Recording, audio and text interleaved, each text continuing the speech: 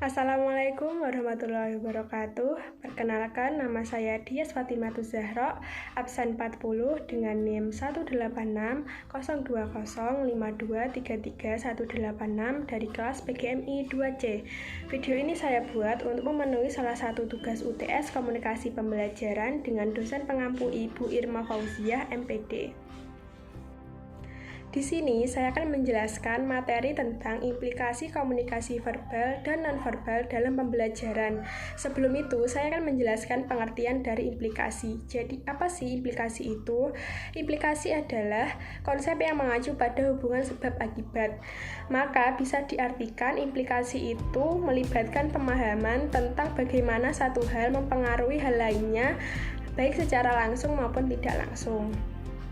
Pertama adalah implikasi komunikasi verbal. Komunikasi verbal memiliki peran yang penting dalam proses pembelajaran. Komunikasi verbal merupakan komunikasi yang menggunakan kalimat atau bahasa yang mana hal ini lumrah dilakukan dalam proses pembelajaran baik oleh guru maupun siswa. Karena peran guru adalah sebagai komunikator, ada beberapa hal yang harus diperhatikan guru terkait komunikasi verbal. Salah satunya yaitu kualitas bahasa. Guru harus memahami bahwa kualitas bahasa adalah cerminan kualitas budaya. Kalimat yang keluar dari mulut seorang guru mencerminkan kualitas dirinya. Oleh karena itu, dalam proses belajar mengajar, guru harus benar-benar pintar memilih dan memilah kalimat-kalimat yang keluar dari mulutnya. Karena hal ini akan berpengaruh kepada peserta didik sebagai komunikan dalam proses komunikasi yang bernama pembelajaran. Contohnya adalah guru memberikan ruang dialog kepada peserta didik sehingga komunikasi akan berlangsung secara dua arah. Hal ini akan lebih memberikan dampak emosional kepada peserta didik terutama pada awal pembelajaran. Pada saat akan membuka pembelajaran, guru bisa memberikan ice breaking terlebih dahulu kepada siswa untuk meningkatkan fokus belajar siswa. Contohnya, selamat pagi anak-anak. Siswa kelas 2A, apa kabar? Baik, siapkah kalian untuk belajar? Siap, semangat semuanya. Dengar dengan seksama, siswa kelas 2A semuanya hebat. Bu Guru, bagaimana kabarnya? Baik, siapkah ajari kami semua? Siap, kami siap belajar. Dengar dengan seksama, kami fokus, kami bisa, dan kami paham. Kira-kira begitulah contoh ice breaking antara guru dan siswa yang bisa dilakukan di dalam kelas. Lalu yang kedua adalah implikasi komunikasi nonverbal dalam pembelajaran. Yang pertama ada isyarat tangan. Tentu saja dalam proses mengajar, guru tidak bisa mengandalkan komunikasi verbal semata. Guru memerlukan komunikasi nonverbal, salah satunya yaitu isyarat tangan. Guru bisa menggunakan isyarat tangan untuk membantu proses belajar mengajar. Salah satu contohnya yaitu ketika menerangkan bumi itu bulat, guru bisa membentuk isyarat tangan seperti ini. Bumi itu bulat. Lalu ketika menerangkan mempersilahkan anak untuk berdiri, guru bisa memberikan isyarat tangan seperti ini. Silahkan maju, Ananda, Dinda, atau siapa itu, silahkan. Terus saat menyuruh anak-anak diam ketika ramai di dalam kelas, guru bisa memberikan isyarat tangan seperti diam anak-anak, jangan berisik, seperti itu. Implikasi komunikasi nonverbal dalam pembelajaran yang kedua adalah gerakan kepala. Guru yang berbicara di kelas dengan kepala tegak 90 derajat menandakan bahwa guru itu sedang serius dan berhati-hati. Berbeda dengan guru yang menggerakkan kepalanya ke atas dan ke bawah, itu akan memberikan kesan yang berbeda kepada peserta didik. Contohnya saat menerangkan pembelajaran, guru tidak akan mungkin mengangkat kepalanya seperti ini.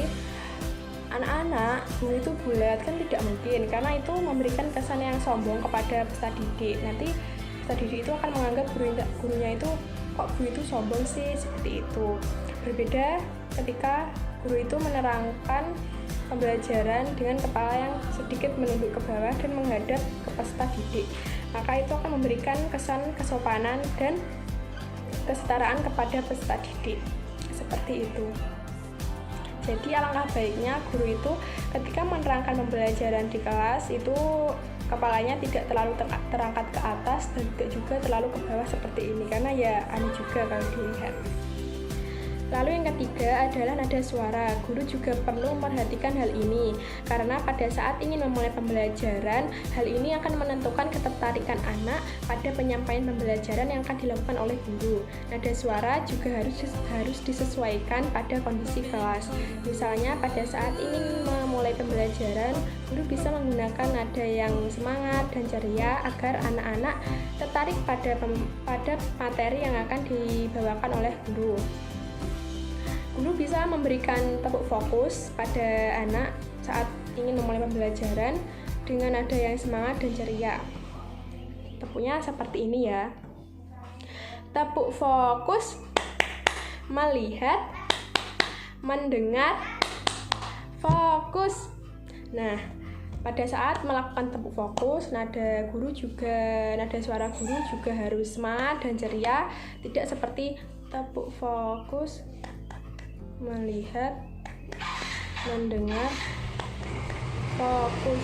Itu akan membuat siswa, wah guru ini sepertinya tidak ada semangat untuk mengajar kita pada hari ini, seperti itu. Jadi kita harus menggunakan nada yang semangat dan ceria pada saat ingin memulai pembelajaran, karena hal itu akan mempengaruhi ketertarikan anak pada pembelajaran yang akan dilakukan oleh guru. Dan yang keempat ada kontak mata dan pandangan. Dalam mengajar di dalam kelas, guru juga harus mempertahankan pandangan dan kontak mata terhadap peserta didik, karena mempertahankan pandangan atau kontak mata saat berbicara dengan lawan bicara adalah lambang penghormatan. Nah, hal ini tentunya akan membuat siswa dapat merasakan kesungguhan guru dalam mengajar. Bukannya guru itu dalam menjelaskan materi terus melihat HP, terus hanya melihat buku saja, tidak memandang ke peserta didik, itu kan salah. Harusnya kan ya guru sambil berjalan menjelaskan ke peserta didik, menatap matanya, melakukan kontak mata terhadap peserta didik. Alangkah baiknya kan seperti itu. Ya contohnya saat menjelaskan materi seperti itu, guru berjalan ke arah tengah, ke arah bangku peserta didik yang di tengah, lalu guru melakukan kontak mata dengan peserta didik, tidak hanya melihat ke jalan, melihat ke buku yang dibawa, atau melihat ke atas, atau malah melihat ke yang lainnya, bukan ke peserta didik. Karena ya kalau mengajar peserta didik kan harusnya melihat ke peserta didik, bukan melihat ke hal-hal yang lainnya. Sekian dari saya penjelasan materi tentang implikasi komunikasi verbal dan nonverbal dalam pembelajaran. Jika ada salahnya, saya mohon maaf dan terima kasih telah menonton. Assalamualaikum warahmatullahi wabarakatuh.